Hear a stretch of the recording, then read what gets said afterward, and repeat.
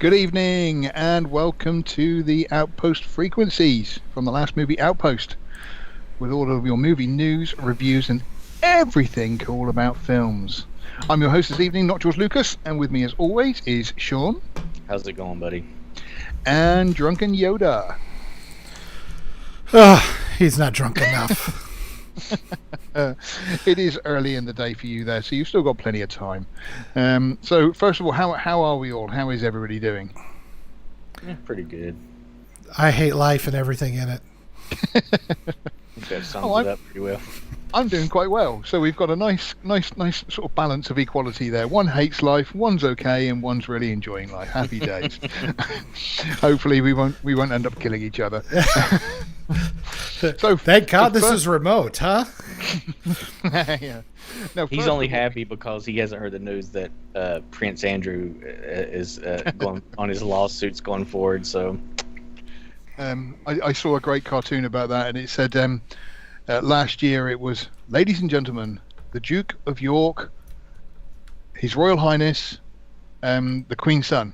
In 2022, Andy's here. Didn't he get all his? Did I hear right that he got all his titles and shit stripped from him?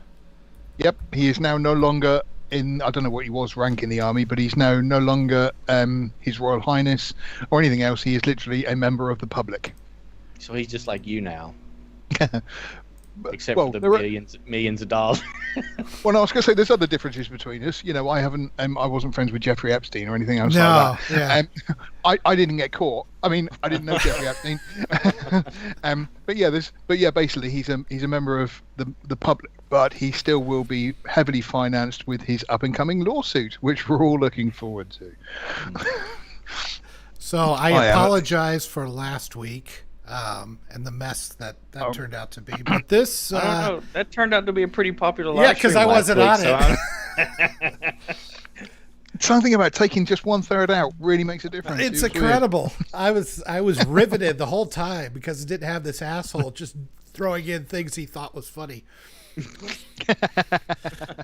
The work has been kind of a mess, but I just like a minute before this stream, I got the A-OK that everything is working. So I hopefully won't get pulled off of this one. But it sounds like everybody would be like, no, we're fine with it.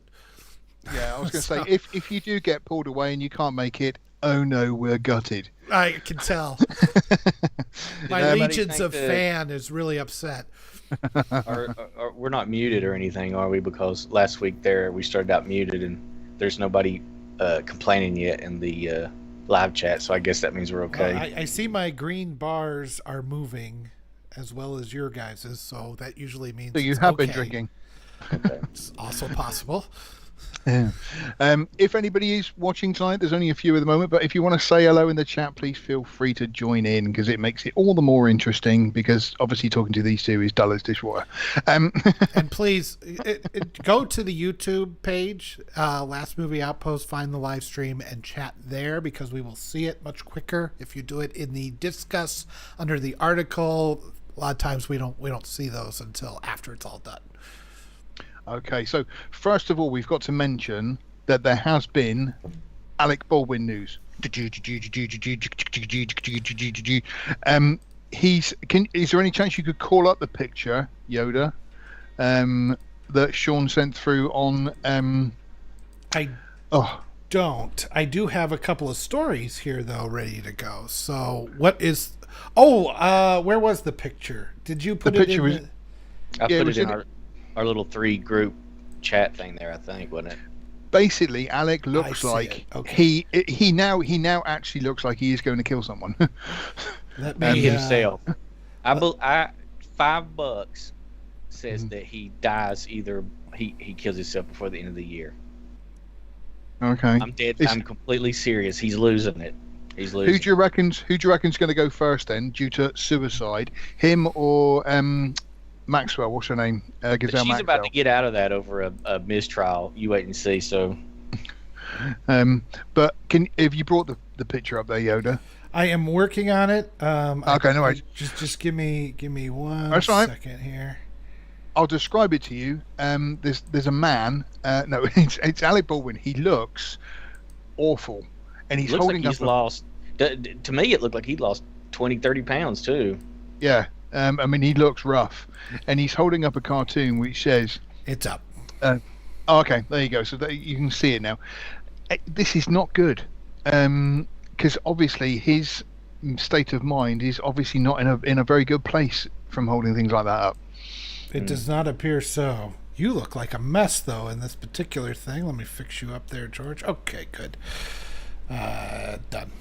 Sorry about that. It's been a while since I've had to share any screen stuff. So, but Sorry, okay, like so saying is. he's saying, "Please help me. I'm dying," and he's drawn. I don't know if that's him that he's drawn out there. And then some woman says, "Do I know you?" This is almost on par with the whole Shia LaBeouf thing, where he was wearing the bag over his head, saying, "I'm not famous anymore," wasn't it? I think it was. Sounds like something you know, he'd I do. mean, I look at this. I like Alec Baldwin has lived this life of complete and utter cognitive dissonance most of the time, from having those incredible tyrants of calling his daughter a dirty little pig, to the various idiocies they said politically and everything. And I think he's hitting a point where, like, if he was living a life of reality, this wouldn't have happened in the first place. He wouldn't be. There was no way he wouldn't check out that gun, right? Yeah. But he didn't, because he lives this bizarro, arrogant ignorance that guides his actions. And now it's, reality has a way of finally mugging you right in the face. And it's done that to him. And I think he's, deep down, he knows that he effed up badly. And You know what the worst part about that photo is? He's not wearing a mask. he's not wearing a mask. He It's wants under to his kill- chin. He's trying to kill our grandmothers. But he's It's under his. He is But wearing a that's not mask fair. under his chin. That's how that- you're supposed to wear them, isn't it? No. You're supposed to wear it over your eyes. but understand, he believes that he has been so in the right and so above everything else for so long that I don't think his brain can understand what's exactly happening to him here. Yeah. And I think that when you say I mean, I don't want to joke about it. I think it's a very real possibility that he won't be able to handle this. I'm dead serious. I believe we'll see some kind of OD on some concoction of pain pills and sleeping medication and anxiety, whatever. Yeah, because he can't run away from this reality anymore, and he can't pretend that that every choice that he's made has always been the right one, and he's so above it all, and he knows better than everybody else. And when you don't, and something like this happens, I can't imagine what it's doing to his brain at this point. I mean, it's difficult to understand how the life of a celebrity goes, because, like you say, they live in this bubble where they have no idea what it's like for the common people like us, and if there's a problem that comes up, you get on the phone to your manager and they sort it out, even if you have killed somebody or whatever. I'm sure that these things are still tidied up somewhere.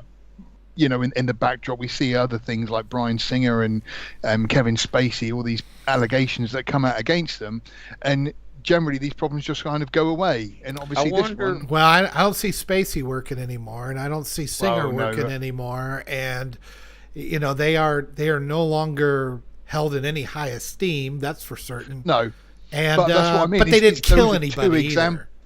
But those are two examples. What I am saying is that celebrities themselves, are, a lot of them, I think, do get away with a lot of stuff that we just don't know about because it never gets found out. Yeah. Remember when? Oh God, what's his name? Ferris Bueller. Matthew Broderick. Yeah, remember when he was in, I think, England and ran over somebody and killed him? Killed somebody. Oh, did he? Oh. Yeah. Oh God, yeah. It didn't even so much. It was as back give his in the career it was a back speed. in the late '80s, early '90s. I think it's been a while. Was he in a Ferrari? I don't. That know. seems like well, if you're going to get run over, wouldn't you want to be run over by a Ferrari though? I want to be run over by the best. Yeah. Or Yeah, I suppose. Lamborghini. Lamborghini or Ferrari. So I've got a couple of stories up here. If you are Yeah, go for it. interested, I will bring them up here. So one is that Alec Baldwin handed over his cell phone to authorities. So This is the cell phone that shot somebody, right? this is the cell phone that shot somebody. Yes, it's no longer at large. Now that he's had plenty of time to make sure everything is erased from it and unrecovered. Yeah, that's right. Even they've been wanting it for what, a month? Over a month, it was announced they subpoenaed it, wasn't it? I mean, yes. I'm struggling to say whether they'll find anything on the cell phone. To be honest with you, I mean, unless you put on there, it's like, I'm going to shoot this bitch in a text message. I don't think they're going to find much. Well, our cell phones are always listening to every word we say, so it's very possible that. Yeah, but then they subpoena the cloud. Yeah. Oh, okay. They Or subpoena if not, just give it enough time and they'll be hacked. Yeah. Yeah. So, Alec Baldwin civil attorney Aaron Dyer of the firm Pillsbury, Winthrop, Shaw, Pittman also confirmed the cell phone. That's just, God, what a douchey sounding law firm, isn't it? Also confirmed that the cell phone had been turned over in a statement to Fox News Digital. Alec voluntarily provided his phone to the authorities this morning so they can finish their investigation. But this isn't about his phone. There are no answers on his phone. Alec did nothing wrong. It's clear he was told it was a cold gun and was following instructions when this tragic accident occurred. The real question that needs to be answered is how live rounds got on the set in the first place. I don't think he's totally wrong there. That is a valid question. How did live rounds get into the gun? It is. Yeah. But So- wasn't there a All report that Americans they were? just carry them around all the time anyway. Well, I do, but I don't know about you guys. Well, no, Did they in say Britain, that there no, was- we've got sticks. I know you had to give up the knives recently, so. We've got a very sharp, pointy stick, so just be careful. The other big story is that the movie's armorer is filing a civil lawsuit against the prop distributor. So Hannah Gutierrez Reed is suing prop distributor Seth Kenney on claims including breach of contract and creating a dangerous condition. So this is a sub fight among all this mess. Yeah. So the plot thickens, I guess. I don't know how. I don't understand how that's supposed to go. You provided us with a working firearm to be used in this movie. That we need a working firearm. So what are they going to do? Sue them for what? They're on set. They're the ones that would have brought in the ammo, not some rental agency that provides, prop blank guns. It's basically she's suing the man who provided prop ammunition used by the production team, which was halted following the fatal shooting in October. God, has it been since that long already? Wow. Goodness, yeah. So I'm guessing she's suing. It's like, why'd you put real bullets in the gun? I think we're coming back to that question again. Yeah. Do you know what I feel really sorry for throughout this whole situation? Is the person who got their big break in their first speaking line in the movie Rust. There's some extra who's been working for many years. Not the dead woman or anything. Yeah, I was going to say It's that, the person. or the dead Don't get me woman and wrong, her family. Obviously, that's bad. But there's some actor who went home and said, "I've got a speaking line in an Alec Baldwin film. Oh, I can't wait!" And he sat at home going, "This is what Alec Baldwin's fault. I could be in line for an Oscar now." Alec Baldwin gets shot by some cheap extras because it was his first break. That's the next step in this whole mess. Yeah, the revenge. Yeah. That would be that would make a good storyline. I'm sure That would Murder make She it- Wrote. I'm sure Murder She Wrote has done that or somewhere along the line. Yeah, sure. Okay, so that's enough of Alec because, like I say, that's kind of I wish it would be enough of Alec. I really do. it will go on until, unfortunately, his acquittal or his putting in prison or his unfortunate suicide. Sean, how long before you think we have a slow chase Ford in a white Ford Bronco? Oh gosh, I'd say. We're getting close to that level, aren't we? Oh, we're within 2 months. Yeah, Yeah. within 2 months. Okay, right. So moving on then, we've been trying to talk about it for the last 2 weeks, but we don't keep running out of time. But we're going to talk about Boba Fett, the series, the Book of Boba Fett. We are now in the 3rd episode. If you haven't seen it, there are maybe spoilers ahead, but I'm going to say I've been doing the reviews on Last Movie Outpost for it at the moment. There's not really much to spoil, I don't think, at the moment. What do you guys make of it? You mean the new episode? Or the series in general up till now? Oh, We've got you 3 know, episodes man. in. It's I only I only watch it so I will be able to talk about it here. That's how engaging it is to me, to be honest. Fair enough. That's really the best way I could put it. Okay, so we'll put you in the maybe pile, right? Yoda, what have you thought of it so far? Well, I have much to say. Okay. I have been through the first 2 episodes. I've been reading your reviews, and I'm thinking, George's being awfully hard on this. I mean, is it as good as Mandalorian? No. Has it got some problems? Yes. But it seems like you're being pretty hard on this. And then I saw episode 3. I wonder what's going to stick out to you in this. No, go on, carry on though. Carry on. So these are just a couple of my thoughts that came to mind. My first thought was, go Boba Fetters, those mighty morphin Boba Fetters. Everybody to their bikes. I also thought of Captain Fett and the Bobateers. By your powers combined, I am merchandising gold. I was wondering how many grocery stores they raided to get those little things that they put in front of them that the little kids ride. You put the quarter in to get those bikes for those people. I mean, the only thing missing from that was the whole scene in Wayne's World 2 where it's like, no, we just carry this glass back and forth, and I just stack these melons. You know what? You know what? I thought the exact same thing when I saw that scene. I was like, oh. I mean, I was generally enjoying the show for the most part until a bunch of rejects from West Side Story came out, and now I'm worried that we're going to have a rumble between the Sharks and the Fets.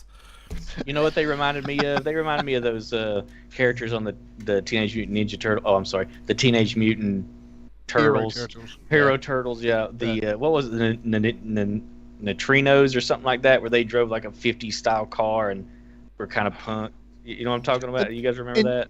In the UK, there's I think I put a picture of that back in the day when my dad was a teenager. There was a whole group of people called the Rocks and the Mods, and the Rockers used to have leather jackets and stuff, and the Mods all had these mopeds, which are sort of like small motorbikes, and they used to put loads of mirrors and lights and that all over them. And as soon as I saw these bikes, I thought, yeah, they're Mods from the 60s. Okay. Fair enough. That's where they want to run with this.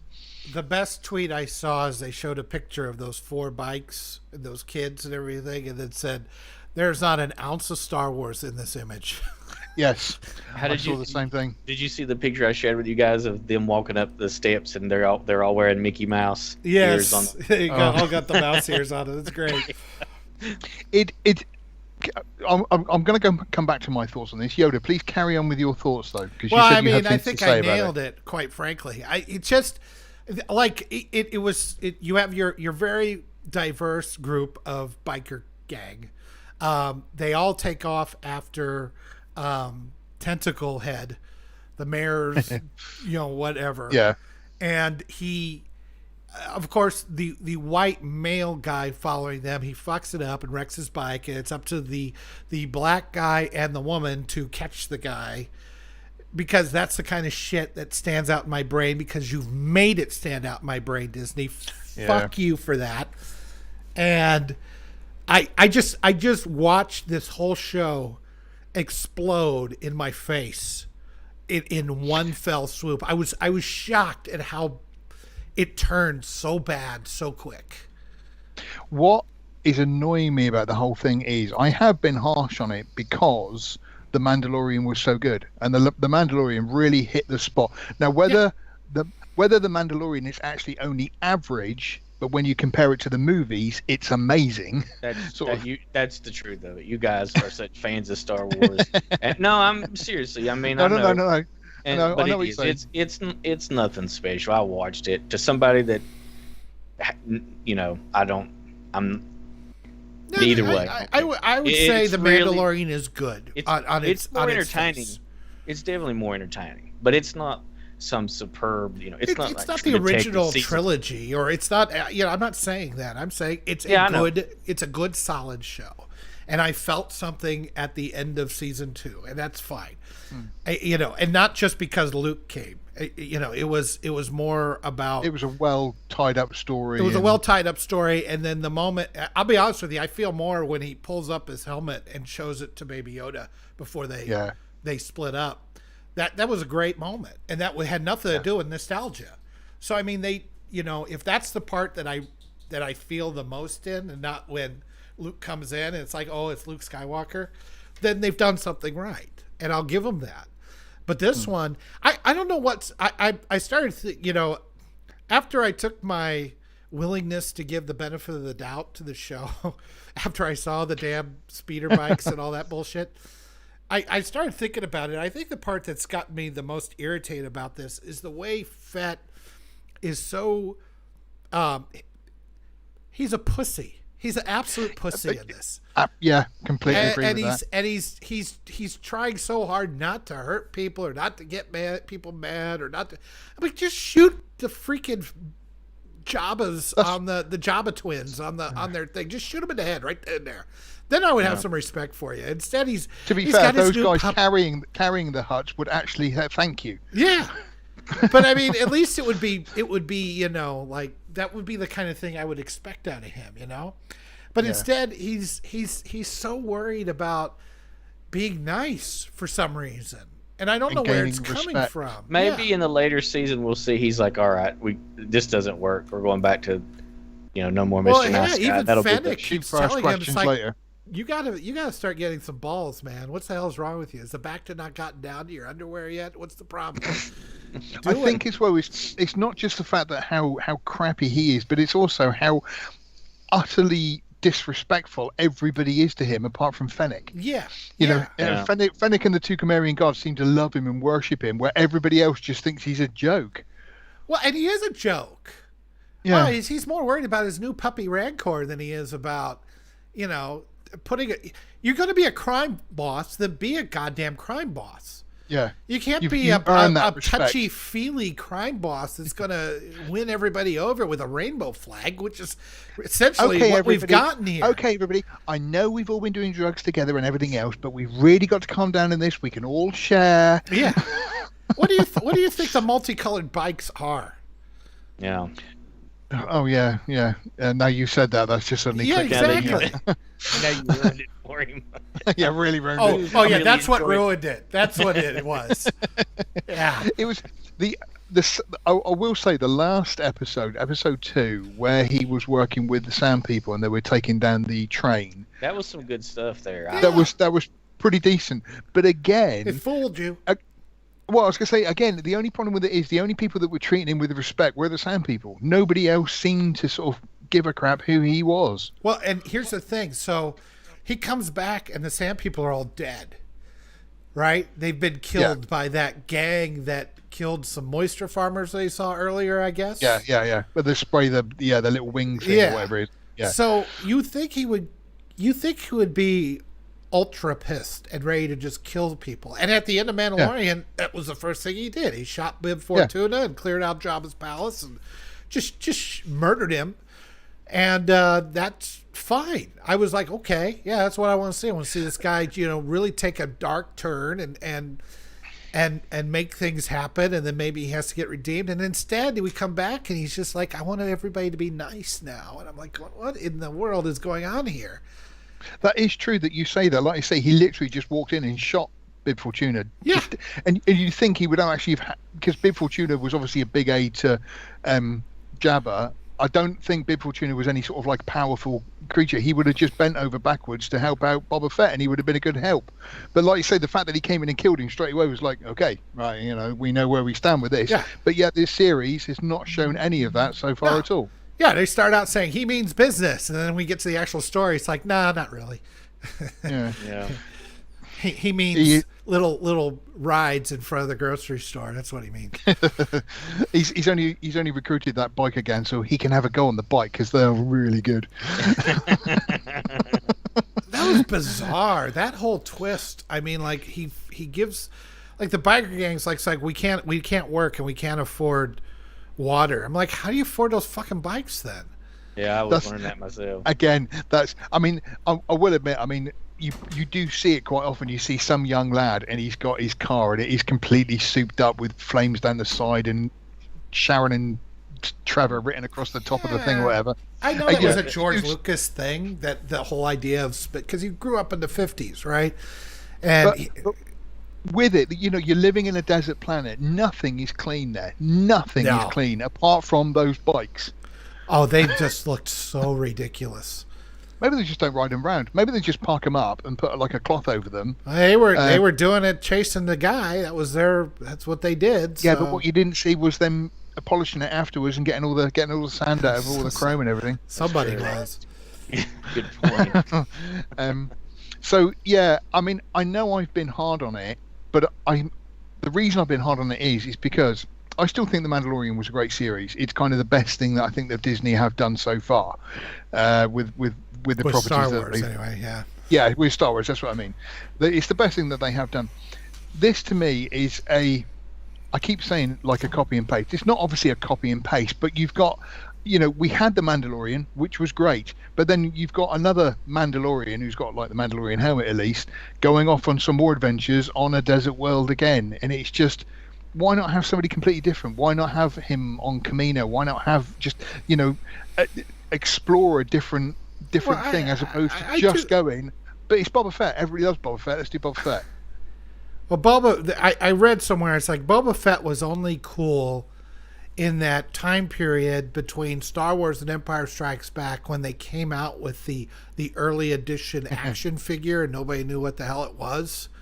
That's when he was cool. Based on the, It was based on the holiday special because it was based on the holiday special, but but even that was not. I mean, that came out once. It kind of fled people's memories. But when we saw that action figure, that was the thing that it's like, oh, Boba Fett, this cool thing. We had no idea what he was. Then we got to Empire. It's like, oh, he's just a bounty hunter.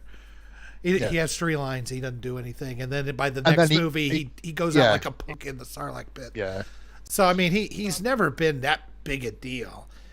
To me, see, I've always maintained, just to say something, it might be not controversial, but I've always maintained that Boba Fett grew up hating the Jedi and hunting the Jedi. I have read a couple of the. This is your head canon. No, it's like the proper canon. Okay. I've got a couple of the books where he even has a duel with Darth Vader, which ends in a draw because Vader hired him. But I mean, he's been hunting Jedi his whole life. I still maintain that if Boba Fett was actually let loose at the Rancor pit, he would have killed Luke. Well, I mean, you say that. It's like, how was he not let loose? I mean, he jumped into the fight. What was he not? Unless you're talking about George Lucas just didn't write it that way. Yeah. Okay. Yeah, he that's bad writing, isn't it? Yeah. I mean, the fact that he just goes out like a punk and it's just kind of, I've accidentally hit his jetpack and now he's dead. It's just, it was amusing when I was 8. Now I'm not 8 anymore. I'm for 30, whatever. But, now that I'm older, I see it is how stupid it was to just write him out like that. An absolute badass of a character. I've always wondered about that. Is why would you? Was it out of spite that this thing that he was a throwaway? He was like, I can't believe how popular this. I don't. I don't think it was that. It really does seem like it was done out of spite to me. I don't think there was that much thought put into things at that time. You made your 3 movies. You had to wrap up Boba Fett. We'll have him go out in this one, and it'll be fun. And nobody. Remember, in 1983, you don't have this pile. The years that have piled up on Gen Xers, all this.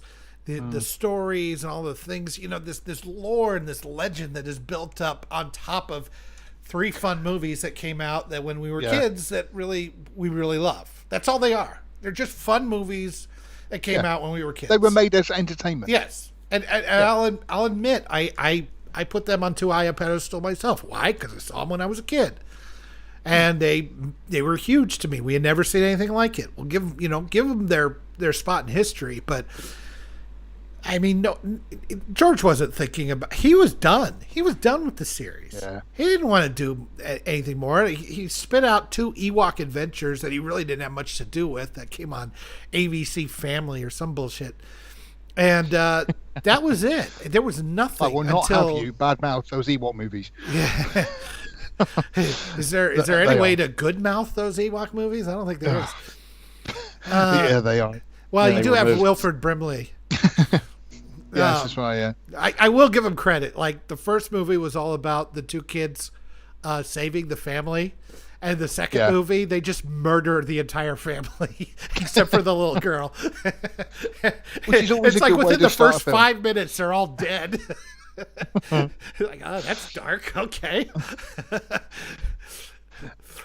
Coming back to Boba Fett, it's always just weird though, the fact that Boba Fett was a badass in those original movies. He had very little lines, but he was a badass with the little lines he had.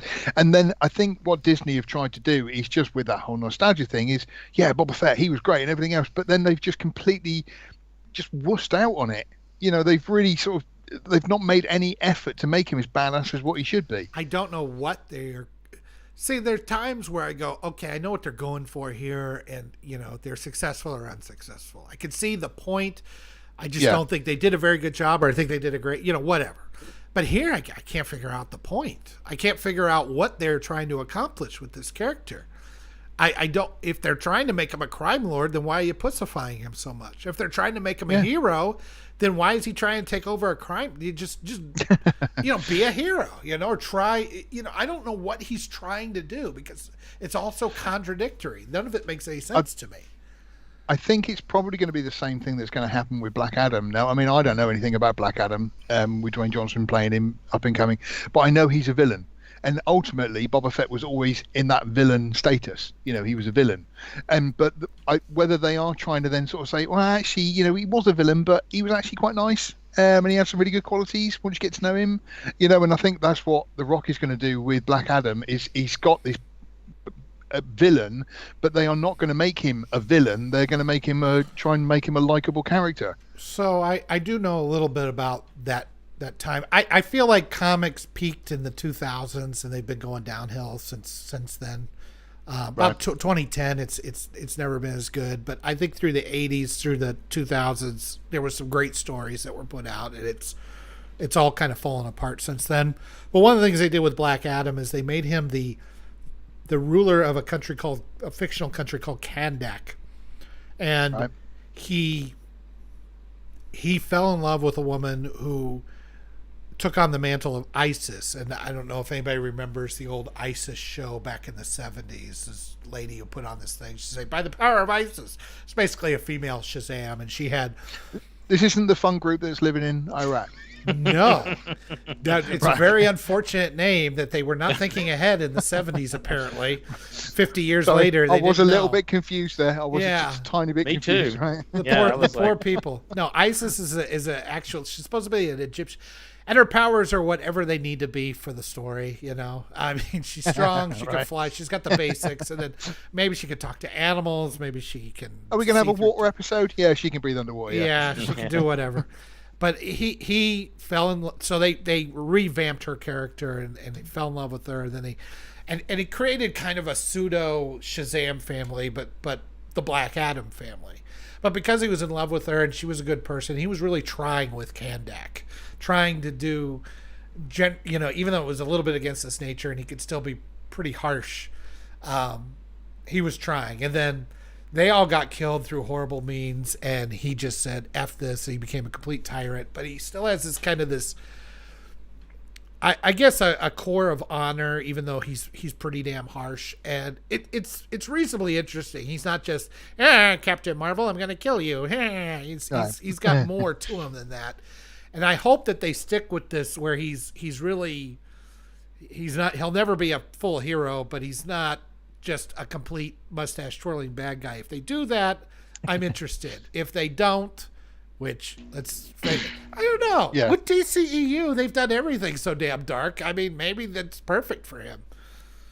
Yeah, possibly. But I mean, the problem is, I do think it's because it's The Rock. He is, like the nice guy in everything he does. I can't see him sort of playing the villain particularly well. He did in wrestling, though, didn't he? Well, I don't know. Did he? I couldn't tell you. Did you know wrestling was fake, George? It's fake. Wrestling's fake. I don't know if you know that or not. What do you mean fake? That they're not really hurting each other. They really don't hate each other. Sorry. No. It's true. I'm sorry. Well, I mean, one of them hated Bret Hart, Somebody screwed with his cable. Alec Baldwin. Yeah, Alec Baldwin screwed his cable. He fell 30 stories to the bottom of Kemper Arena. So Yeah. Right, I'm just processing the wrestling fake thing. I'm sorry, I thought you knew. I'll come back to that. Don't talk about Santa Claus either, if you don't mind, Sean. We don't need to break his brain. Why? No reason. Nothing. Carry on. But with it, I mean, I think he did play the heel sometimes in that. But I just, with all the movies that he's done, he's always got to be the hero of the thing, and I just don't see him taking on the bad role. Yeah, he's a quintessential Disney company man type. Yeah. We're going to put him in nice roles. Well, this is a DC property, so I don't know. Well, I know true, I know that the Black Adam will fight against the forces of evil if it's in his best interest. I think that's probably the best way to describe him. If it's in his best interest, and he feels like innocence, like true innocence, are going to get. Now his definition of who's innocent are the people he decides, right? But he'll take out some bad guys if he feels like somebody's crossing the line. But he has no problem crossing the line with people he don't like. If Black Adam doesn't have in the first 5 minutes Black Adam ripping a baby's head off, I'm not going to watch it. I'm going to get up and walk out. That's reasonable. That's reasonable with any movie. So I judge any film. Frozen? Nah. So coming back to Boba then, he's been emasculated. Basically, he like I say, whether they are trying to turn him into like the hero or the anti-hero, whatever you want to call it, I'm going to carry on watching the series, but I am just nothing about it is exciting me in any way, shape, or form at the moment.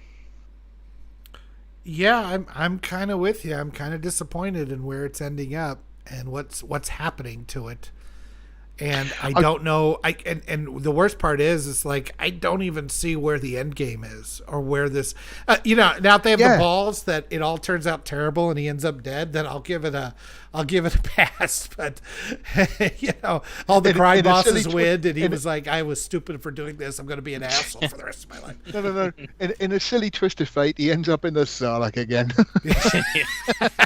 he goes for a walk to meditate. Yeah, and trips over a rock. He takes the Rancor for a walk and accidentally falls in. Maybe he just says, "F it, nothing worked out." He dives in head first. Yeah, I should have stayed here. I should have stayed here. Screw this.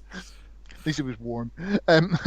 But I think, funny enough, I'm just thinking now that I don't think Dave Filoni has had anything to do with this, have I? Because it's been directed by Robert Rodriguez so far. And written. I was going to bring that up earlier. Robert Rodriguez directing it. It has none of his usual, nothing about those. When I watch them, do I think has he directed every episode? I don't think. Yeah, so. I think so. I think so. Yeah. Okay. That's unusual. I don't know. Filoni, I'm sure had. I mean. I'm sure he had a lot to do with the creation and all that, but I don't know how much, because he's got his fingers in a lot of different things now. So, of course, he's working on season 3 of The Mandalorian. They've got the Kenobi series coming out. They've got what is it? Who's the guy in Rogue One? Andor. Cassian Andor. Yeah. I am just wondering, though, whether not having Fellini in there is just taken out some of that magic to some point. We all love Jon Favreau, obviously. He is our Lord and Savior of all things MCU originally. Oh no, come on. I mean, he turns out a decent movie. But one thing Cowboys and Aliens. I'm sorry. That was dog shit. Oh yeah, no, that's true. Yeah. Yeah, no, yeah. But just looking at actually on here, it says the writer is Jon Favreau, George Lucas characters based on, and then Noah Claw, who's a staff writer. Staff writer doesn't sound very important. That doesn't sound like the title of somebody that you would put on one of your biggest properties. Yeah, staff writer. Staff writer number 42. Intern.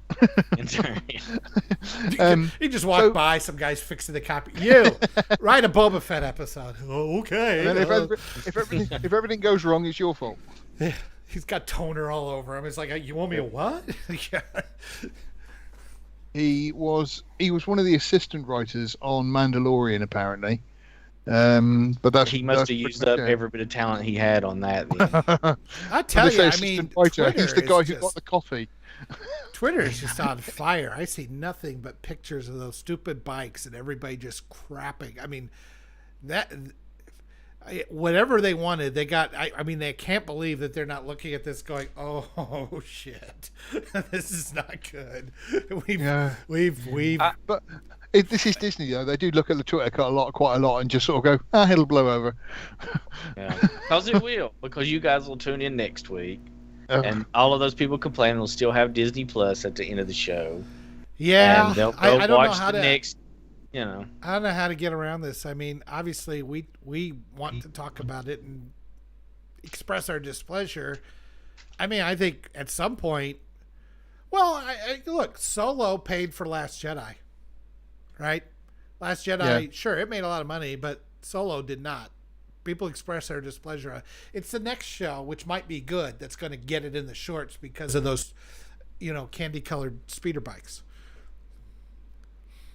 The rainbow bikes. Yeah, the rainbow flag bikes, the diversity bikes. Yeah. the gay pride bikes. It's going to be.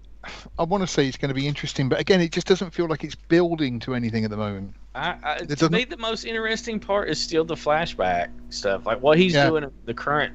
I don't even care anymore. I was just like, I'd rather watch what happened. I don't care. Well, that's over with, Sean. They massacred the entire. What's he going to flashback to now? Walking towards town. I guess. I don't know what else there's left. Maybe he'll track down that biker gang and kill them or something. I don't know. The flashbacks will now just be walking through the desert and stopping every 10 minutes for the bantha to have a pee. Yeah. Oh no! Come on! Oh dear. So let's talk about something else. Now, first, please. It came up. It was quite. I thought an interesting thing that The Godfather is 50 years old this year. So there's two things that we're going to talk about. One is the fact older that, than The Godfather. God. Goodness. Father. First of all, it's obviously one of those movies which everybody has heard of and seen, and it's going to be completely digitally remastered. So they've done literally every frame, they have tidied up, and it's going to be having a limited theatre release and also a 4K Ultra HD release as well later in March, which is pretty spectacular. I must admit, I am actually quite keen to see that, because I think if it comes to my local cinema, I would love to see it, obviously on the big screen. The second point that we have to bring out about what The Godfather is that Yoda's never seen it. I've never seen it. Disgusting degeneracy. How can you have... I don't understand how this happens. I don't understand. Well, to be fair, I did put it on, getting ready to watch it, and I fell asleep about 20 minutes in, so sorry. It's probably a bad time to start after I've been drinking. If I can sit through Star Wars Boba Fett for this, you can sit through a few hours of one of the greatest movies ever made. I need to watch it. I know I do. I don't know why. For one, gangster movies just never do it for me. I'm not a big fan. I don't know what it is. It's not a gangster movie. It is the gangster movie. Well, then it will definitely be the one that doesn't do it for me. It's a compelling story. I don't know. I'm sure it is. I'm sure I'm wrong. I started to watch it and I just never got around to getting back to sitting. First of all, it's a 3-hour and 4-hour investment, whatever it is. It's an enormous amount of time. It's almost. I bet you sat through that Zack Snyder extended cut of Justice League. I did it in a commentary. So. It was for this site. I did it. It was work. Okay. It was a work-related watch, sir. Yeah. I have proof. It's on the YouTube channel. God damn it! Yeah. Subscribe now. What? Last movie outpost.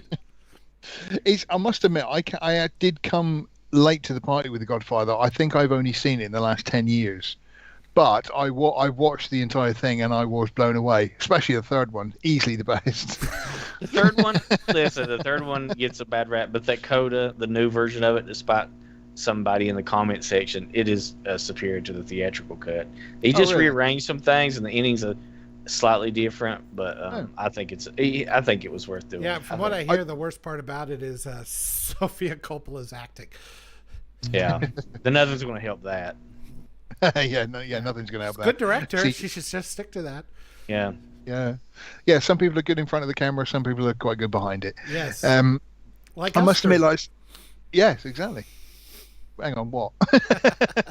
In which respect, there, you think we're best behind the camera? That's probably true. Well, I mean, if those are my only two choices, you know. It is. I mean, I am looking forward to seeing it, and like I say, that Coppola, was it Coppola cut of 3? Did you just say? Called What's it called? It's called no, it's called something like Mario Puzo's Godfather, the death of Michael Corleone, Godfather Coda. It's got kind of a weird. Okay.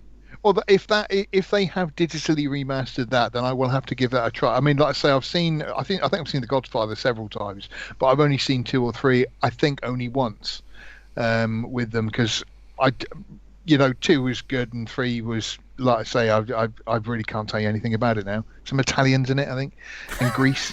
Yeah, there's some greasy hair. Italians. Yeah, that's right. Greased hair, and the first one had that mumbly guy. You're gonna make me. Marlon Brando is John Belushi, if I recall. little known actor named John Marlon Brando. Oh, Superman's dad. Right, I got you. Yeah. No, wait, sorry, that's Russell Crowe. Right, really getting messed up there. So with it, like I say, I'm quite looking forward to it, and if it does come to my local cinema, I will try and get to see it on the big screen, because I think it will be quite good. So talking about remastering and that kind of thing, because a few movies have had it if they are deemed worthy enough. I did miss recently in my local cinema, I think just at the end of COVID, they only did it for 1 week, but they had a 4K restoration of Empire Strikes Back, which I don't remember seeing in the cinema, and I was so gutted I missed it. So the question is to all of us, what movies would you like to see remastered, or B, like to see on the big screen? Birth of a Nation. Seconded. Or 4.5 hours of it. That's right. And I want to see all those white sheets in glorious 4K. And also all the white actors blacked up as well. You That's can really right. see that. Yeah, you can just see the rings around their Jazz eyes. singer is second. I don't know. Mommy, look at the amount of makeup and racism on this. It just pops out on the screen. And colorized. It's colorized, yes. I want to see the colored people be actual colored people. People, yeah, that's right. I disavow.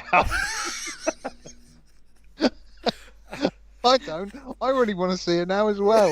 I'm going Yeah, to buy the rights to it and color it in. I kind of want to now too. Yeah, now that you mean, he sold me on it. I You want, know? I want the It Confederate wasn't flag supposed to be have a that rainbow on it effective, sir. instead. Like I'm really changing my mind on a few things here. He really makes some pertinent, really good points here. I feel like the sarcasm part was not correctly set. Need to adjust the dial there a bit. It could do with a little reboot, a little remake. But for 2020, you know, the teens of today, and so it's a bit more inclusive. So they're all wearing rainbow sheets. They're all gay, but they. They're amazing Technicolor clan hoods. Should that guy with a pillow on his head be doing that to that black man? I'm not. And you know what I mean by that, as opposed to what they were used to do. Breaking. The recent documentary Butt Breaking, yeah. I'd like to see 4K of that. Yeah, Ash Brothers 4, I think, yeah, that would be it. Are we still on the air? Yeah. Did they take us off yet? No, we're good. Right, so in all seriousness, then, apart from any mildly racist film, Sallow, for example, that would be a good one to see in 4K, I think. Sallow 101, Sophie's 120 Choice, yeah. I'll tell you one that I have wanted to have a 4K restoration, and they actually are doing it, but it has not been released in the U.S. yet, and I'm not sure when the release date is, but the Italian cut of Dawn of the Dead is getting a 4K restoration. Yeah, and everything, and it's supposed to. I think even in Europe, over in Italy or something, I think it might already be released, but of course, you know, they had to work through the rights and stuff to get it over here. But I've been waiting on that for a while, at least a year. They announced it a while, so that's a wish that is coming true, I guess, on that one. I think that movie's really, you know, I mean, it's a good one. It's not as funny, but it's a good one. yeah. um, I can't think of anything in particular that I think. Well, it's either been done or it's that's not. what I keep thinking. A lot of times, like when they were cleaned up so nicely for a Blu-ray release, which is usually 1080p. Yeah. So I mean, kicking it up to 4K, there's not a lot they have to do. And to be honest with you, unless you have an enormous TV, I don't know that like I have a 55-inch. It's my biggest TV. Oh, he's flexing on us now. Oh, if that's flexing, wow. I enjoy He's sitting really on my phone undercompensating. screen. Thank you very much. The way it was meant to be seen. On a this is my 5x7 big screen right here, my foldable phone. I just like all the big ones have been done in one form or another from Even all a the lot stuff. of little stuff. Yeah. Like Grindhouse releasing and Shout Factory and stuff. I've got a 4K restoration of Pieces. So I tell you, I was flipping through. I still have, like, with all the football that's going on this weekend, I still have live TV through an antenna, and now that everything's gone digital, I don't have channel 5 anymore. I have channel 5-1 through 5-6 because they have all these little separate channels now for your local stations. And some of them, they play all this stuff that you just can't find anywhere else, or it just isn't being shown, or and things like the Three Stooges.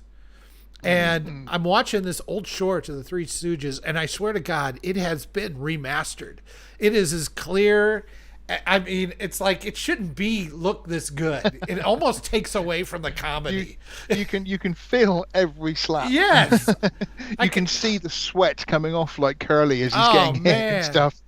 It really is. It's like it like when it's on your old blurry tube TV, your 19-inch tube TV back in the 80s, and you're watching this. It's like, and it's it's still the old film grain and film stock, so it's almost like a cartoon. And now that it's in glorious widescreen 4K, it's like, oh, this is getting uncomfortable now.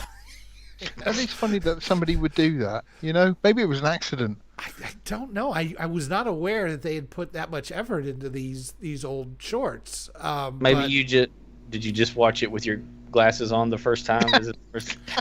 Maybe it's just that. No, I'm LASIK, baby. Oh well.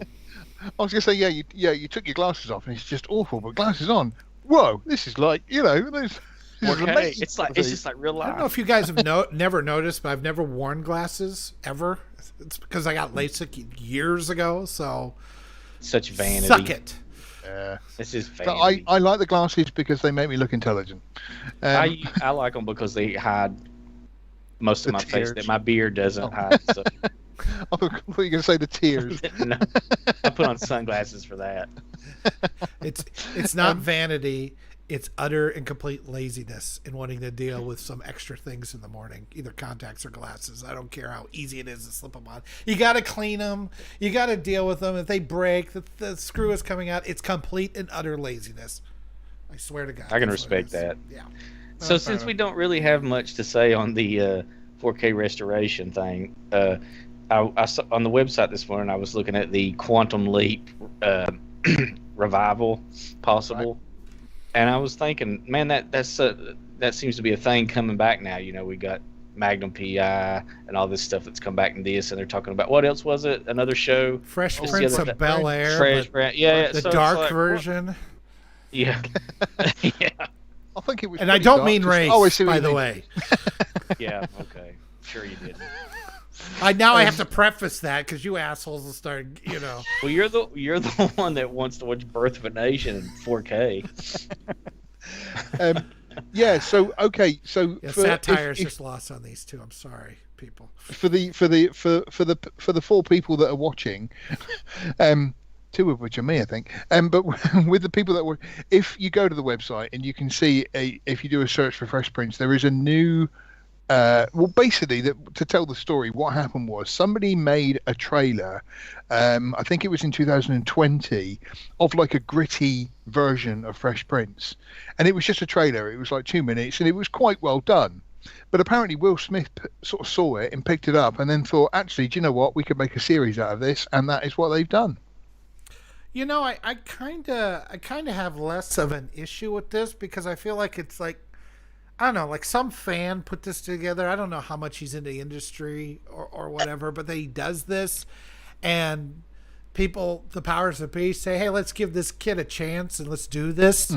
I don't know. I kind of find that kind of cool. There is a bit of respect there. Yeah, rather than some suit saying, "Let's just make a dark version of Fresh." I don't feel like it was like that. It was like this is a fan saying, "This is something I would like to see," and he puts enough effort in it to come up with the darker or more dramatic version of it, and it's like, yeah, like you said, a little respect there.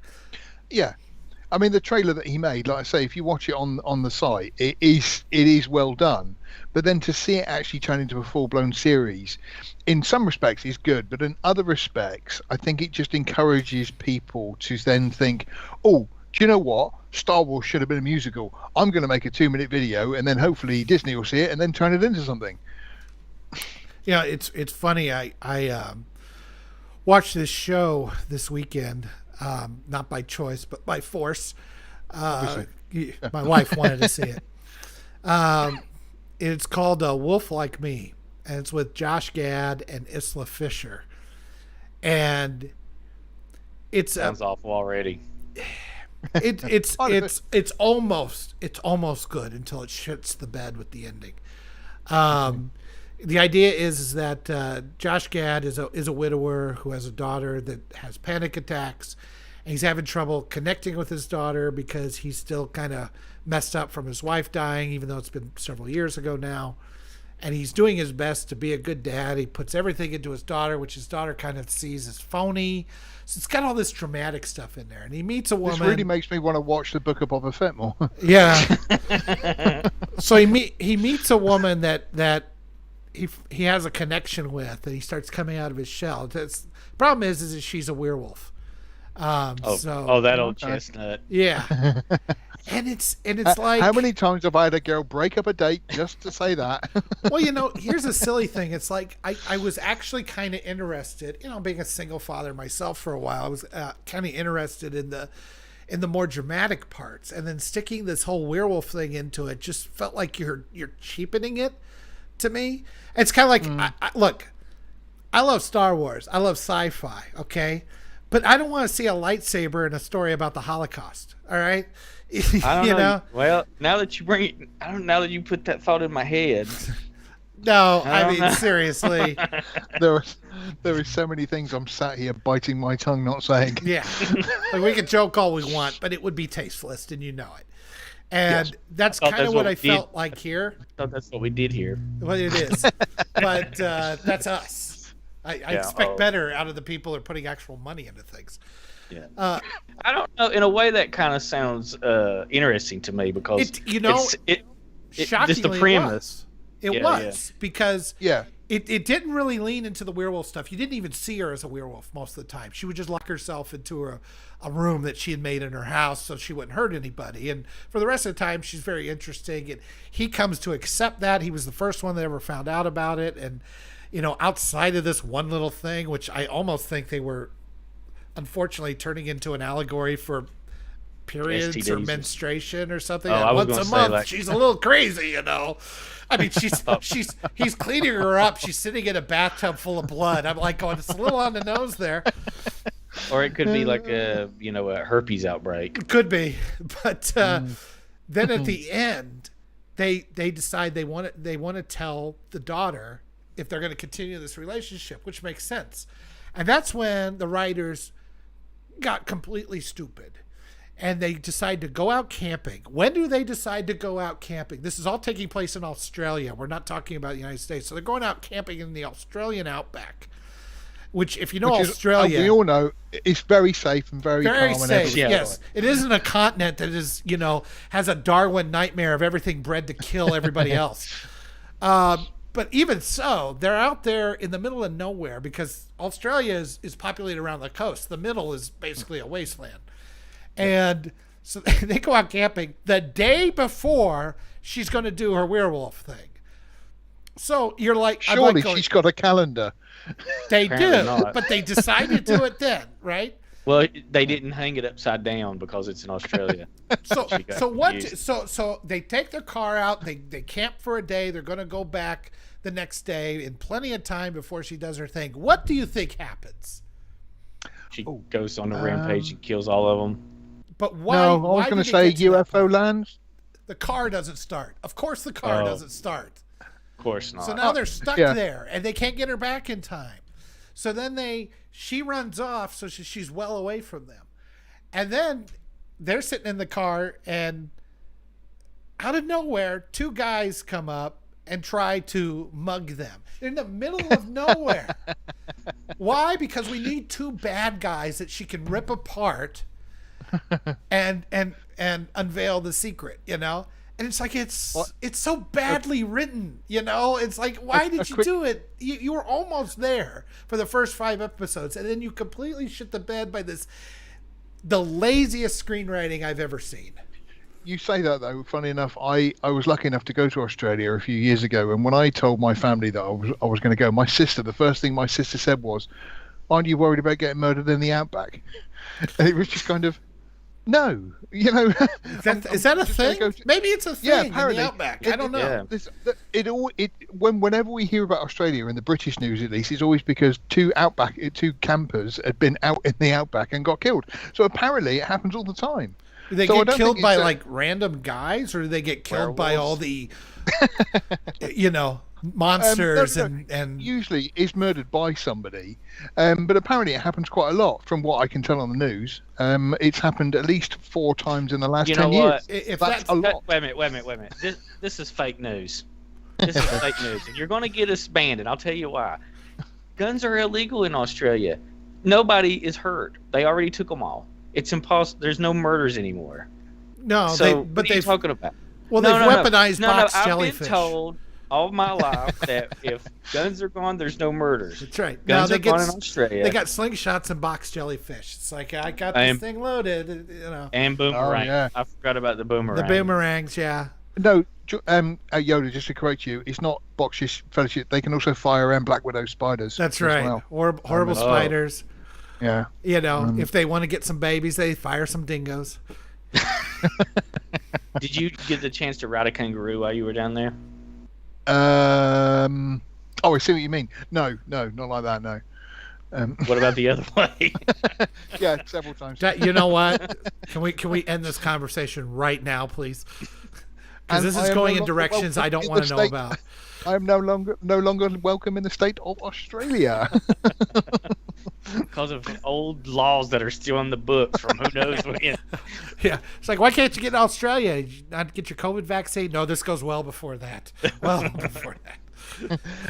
I did read one the other day that's very good because obviously it was a colony of where the British used to send their prisoners to Australia, and that's why they all say "hello, mate" to each other because Don't get they're all it. in prison. Well, Cellmate. cellmate. Oh, very clever. You know, getting back to that. It almost sounds like it could be true. Yeah. When you started explaining this story to me, all I could think about was how bad I wanted to see a real movie version of that fake Grindhouse trailer from Rob Zombie, Werewolf Women of the SS. Yeah. You know what I'm saying? Tell me you wouldn't watch that if that was a real movie. I would. Again, like you say, I can't think of anything off the top of my head, but some people have come up with sort of like really inventive ideas as little shorts. Like Well, this that whole thing hobo with the shotgun was a little short fake film trailer and turned into a feature film. I don't know if you. Yeah. I reviewed it a while ago. I don't know if you guys ever seen it. Like, very fun. I think I have seen it, but I don't recall much about it. I think there's a homeless man and he's got a gun. A shotgun. Yeah. Yeah. That about It's Danny, sums it up. Danny Trejo in it. No, you're thinking of Machete, but that was another okay. fake trailer that ended up being a real movie. That was Rutger, wasn't it Rutger Hauer? Rutger Hauer, That's yeah. right. Which I think at that point in his career, they were just filming him. It was just a documentary. Yeah, that's right. Go and find Rutger Hauer and just film him for a couple of weeks. Yeah. We can Have edit something together. He's under a Have you bridge guys- in L.A. Don't worry about it. Have you guys ever seen that Rucker Hauer movie Split Second? Yes. Which one's it's good. It's set in London It's and the near it's been a future. long time, but I do remember enjoying it. Yes. I've Yeah, it's a seen pretty good sci-fi. I've seen Yeah. Blind Fury, which I Blind Fury's totally great. enjoy of his. Yeah. Yeah. I think Masterpiece. sometimes when you come up with some premises to movies, I watched, oh goodness me, what was it called as a horror last year? I can't remember what it was called, but the premise was a baby is born evil and goes around killing people in LA.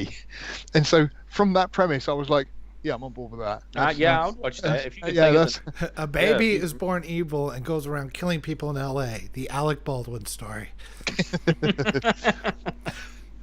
I'm gonna have to dig it up. I can't even remember who was in it. But basically, the baby comes right out of the womb and kills the doctors, and then escapes in the sewers How does in he LA. kill the doctor? Does he like I don't- strangle the doctor with his own umbilical I think he's cord, got or- like teeth or something or other. I can't quite. I would but love to see a baby strangle a doctor with his own umbilical cord. That'd be fantastic. Who wouldn't? I mean, that's a movie I would definitely pay money to see. But again, there are some premises, and you do think, really, that's ridiculous. But then they actually turn out to be quite good. And like I say, I can't off the top of my head think of any in particular examples. From a few years ago, did you guys see that the man who killed Hitler and then Bigfoot?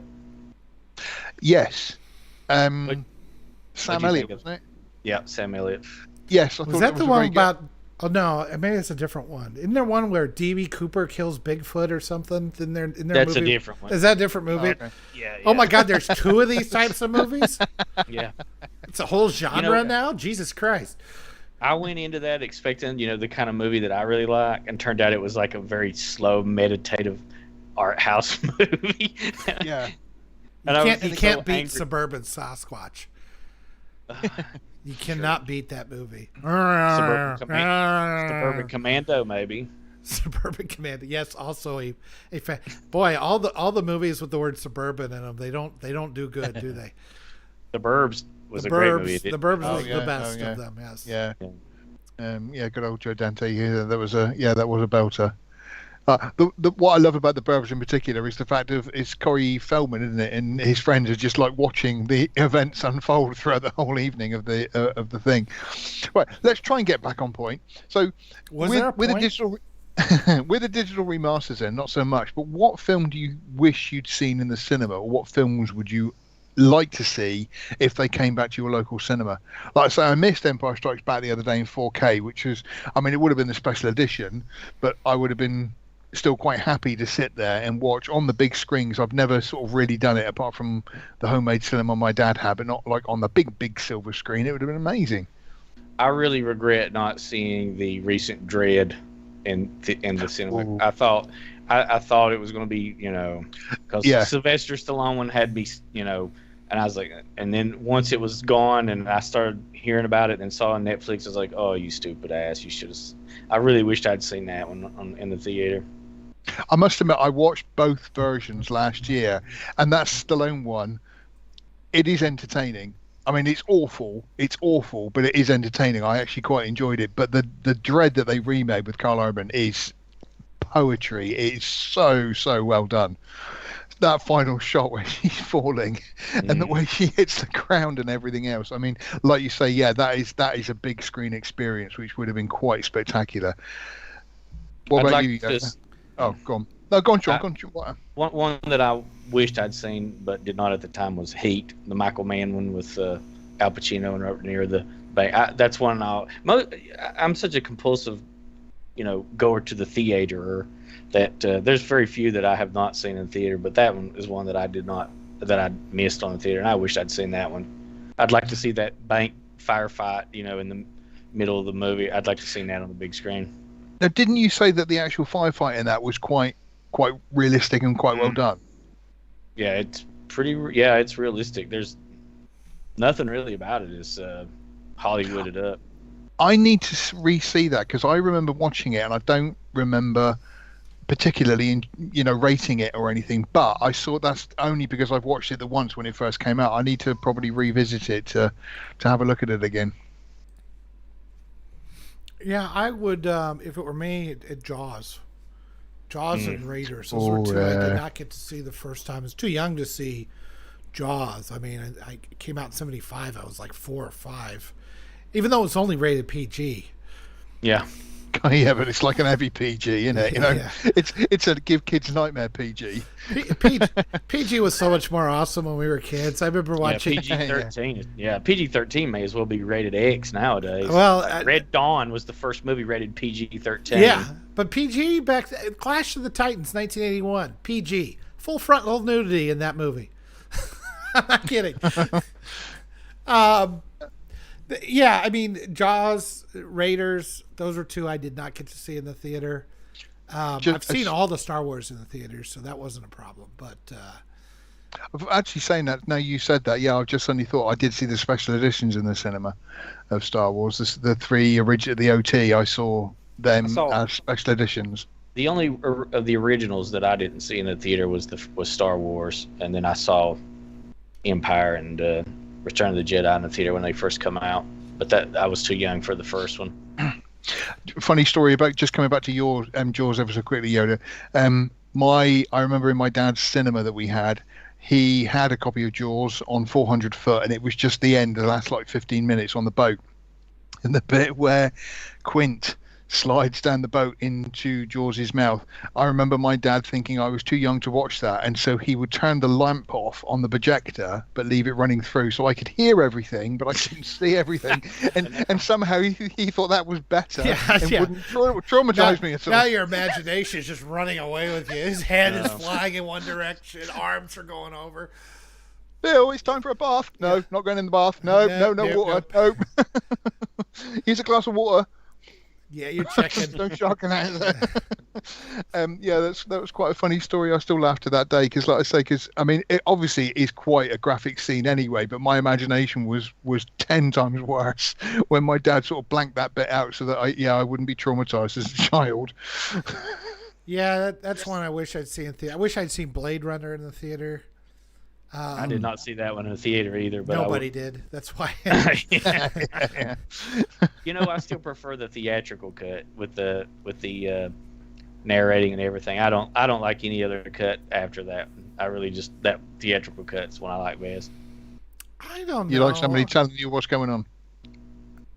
I didn't see it with a much narration. later.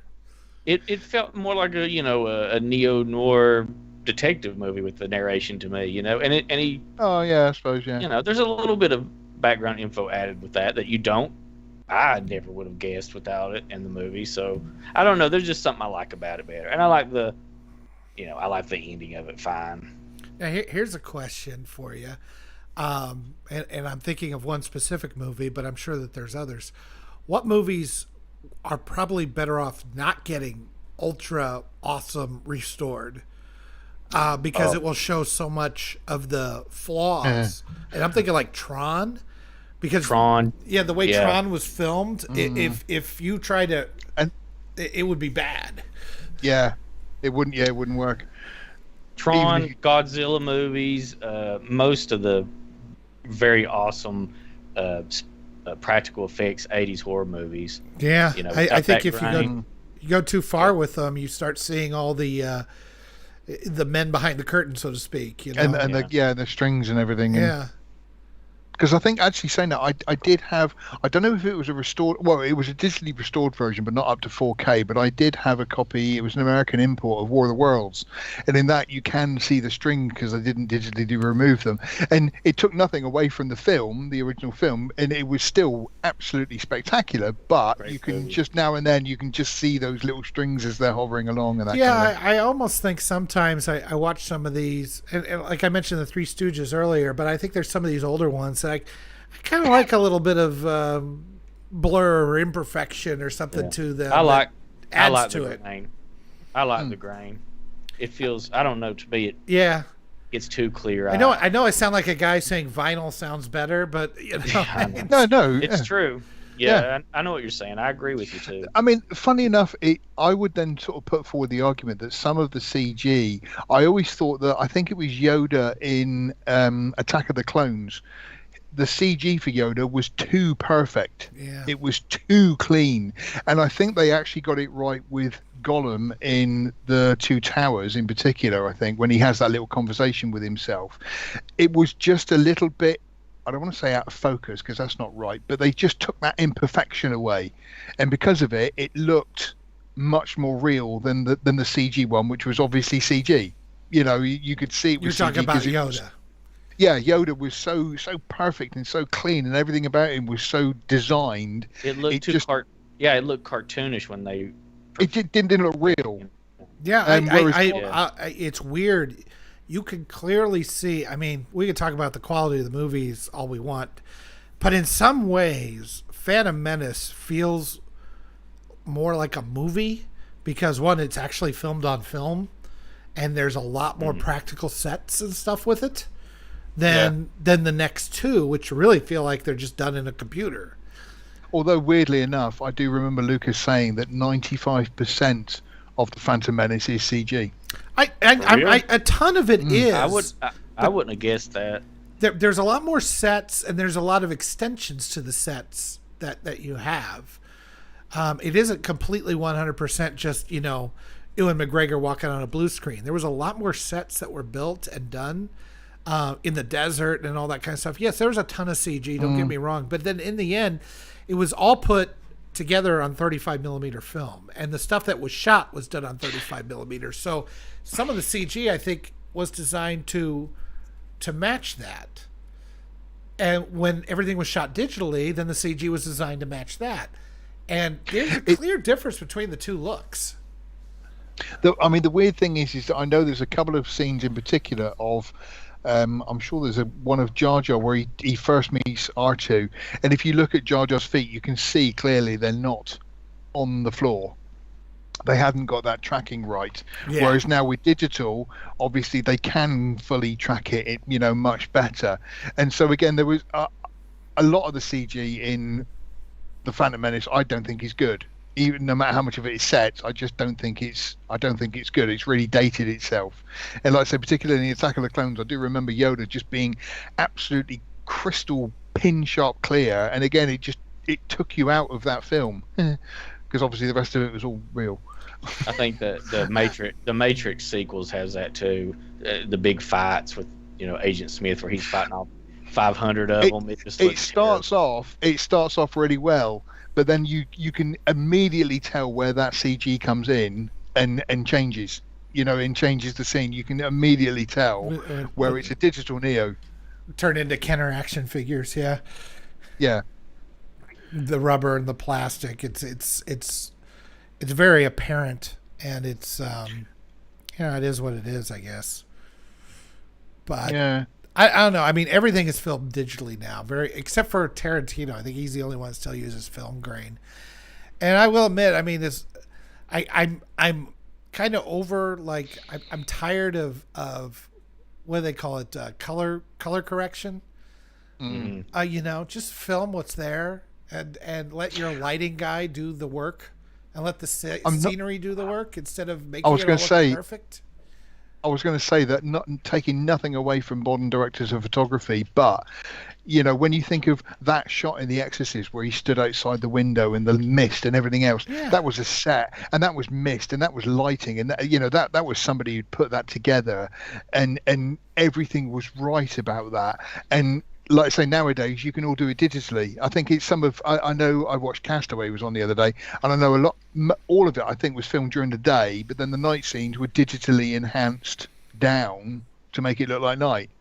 As much as we hate the sequel trilogy, I will give it to them for the amount of practical effects they tried to use or tried to extend, the amount of sets that that set of that island that Luke was on. I mean, it was enormous.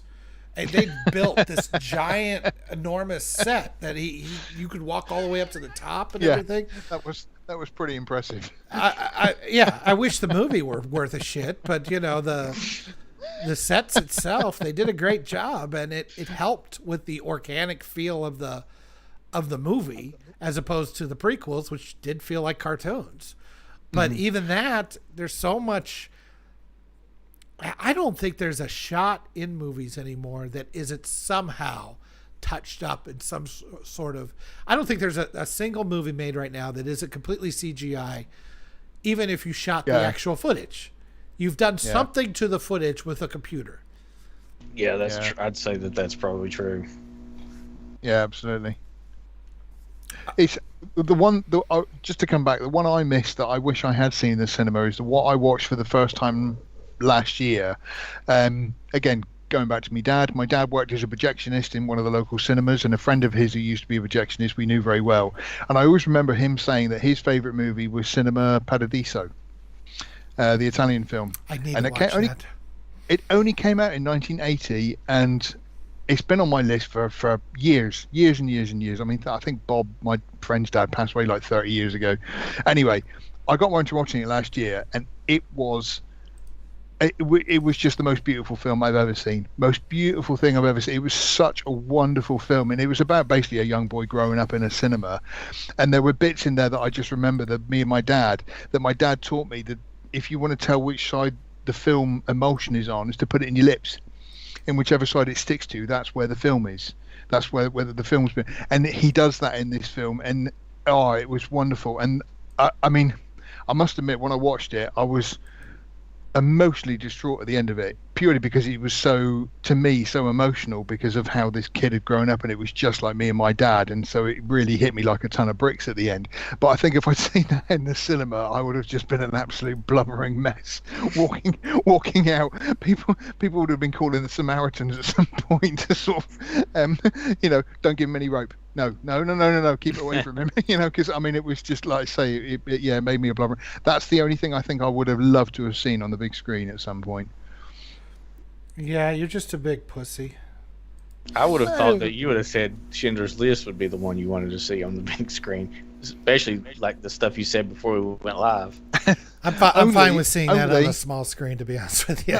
I was going to say, no, I would see it on the big screen if there was a lightsaber fight in it, like Yoda suggested earlier. I wouldn't cheapen it at all. And then Schindler got onto his big orange spaceship and flew off, and Elliot was sad.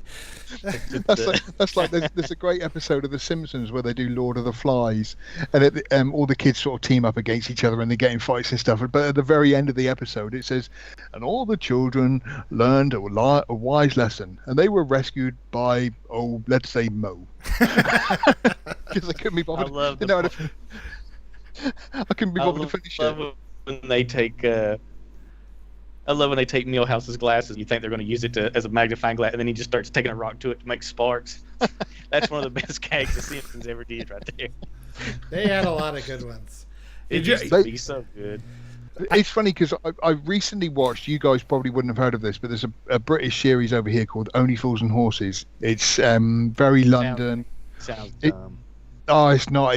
It's genuinely a British classic. It's really funny, and I watched season 6 of it, and there are some absolutely just brilliant moments in there. And I mean, I was proper laughing at how good it was. And I think sort of season 6 with some series are just that sweet spot. Simpsons is the same.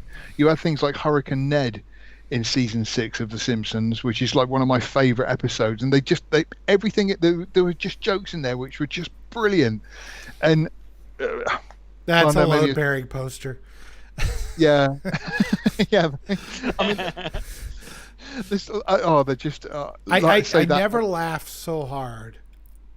I don't know why. It's just one of those that just hits you just perfect. It was the Mary Poppins episode. Oh, that's a good one. Yeah. And when she finally leaves, they say, "You think we'll see her again, Dad?" Goes, "I'm sure we will." And a jet goes by and sucks her. The engine just blows out ash out the back. I'm sure we will. I was crying. I could not stop laughing for like 5-10 minutes. It was so bizarre to see that. The monorail. The monorail is fantastic. Yeah, that was best Simpsons episode. That could be a whole episode of this. Yeah, that sort of marked the beginning of the change to like absurdist humor in the show, because before it was sort of like a little schmaltzy family, but after that monorail episode, they were like, let's do what? I'm losing you. We He's getting so excited. Losing me. Yeah. Calm down. I'm here. Oh. There you go. I think my favorite, the monorail episode, I don't know if it was, because it's an early one, it's like season 4, right? And it wasn't Again, that I think it's around that yeah. 5 or 6 sort of thing, yeah. And I know that they had some guest stars and actors that had come in, like Michael Jackson, some of those others. But I feel like it was the Spock, Leonard Nimoy in that episode that really solidified the idea of stars making fun of themselves in The Simpsons. It became like a badge of honor after that. Oh, it's yeah, like, absolutely, yeah. They do the solar eclipse because the monorail. It's like, why don't we just solar cut the power? It's solar powered. Oh, when will people learn? So there was a solar eclipse that came by, and Nimoy's like, solar eclipse. The cosmic ballet goes on. The guy next to him's like, does anyone want to switch seats? One of my favourite guest spots with that, I think it's the one with Stan Lee, and he's in the comic book guy store, and I can't remember what's going on, but he's saying something, but the comic book guy goes, I'm beginning to think that Stan Lee's mind is not in mint condition anymore. It's Stan Lee's still here? Stan Lee never left. I don't think his brain is in mint condition. Yeah. The way, like I say, yeah, it became a lovely badge of honour. But I mean, they just had some absolutely classic moments, which are just stupid little jokes that they just threw in. One of my favourites was when Bart and Lisa get adopted by Ned and Maud next door, because Homer and Marge are bad parents. And Marge, like they were foster kids or something. And then, yeah, that's right. Yeah, that's right. She got all. I'm sorry, but what? Maggie got all Christian and her head spun around. Yeah. But the bit that gets me in that is that Marge and Homer are at these classes to teach you to be good parents.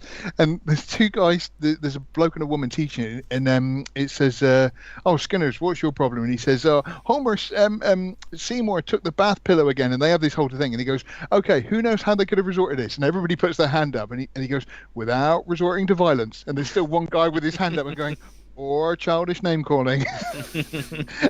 and again, there's just silly little things in there which are just absolute genius back in the day. I mean, The Simpsons nowadays is it's just one of those things that's kind of carried on. It's just woke garbage now.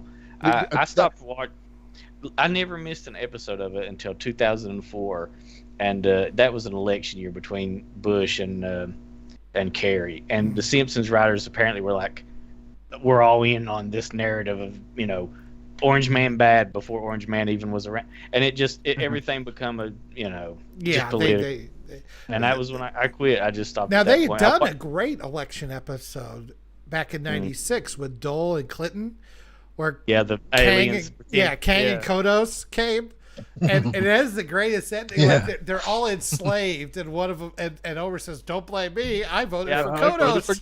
Yeah, that's Homer. He's like, "Don't blame me. I voted for the other guy." Why have we got to build a laser to blow up a place we've never been to?